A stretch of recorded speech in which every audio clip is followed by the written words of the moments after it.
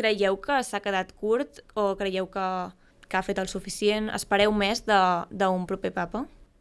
Creiem que ho ha intentat, s'hi ha posat, però, clar, ell no decideix per ell sol. Ell marca línies, però tot el context que l'envolta és on hi ha dificultats de canvi, no? Crec que hi ha una llavor, tant de bo la persona que continuï ho pugui seguir, aquest llegat, però també és una qüestió de les bases, de les parròquies, de les esglésies, dels capellans i dels laics, d'anar prenent consciència d'aquesta necessitat d'obertura, no?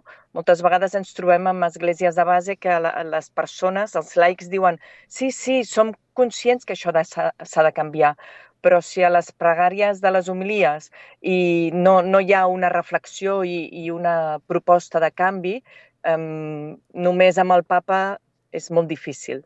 Portarà molt, molt temps.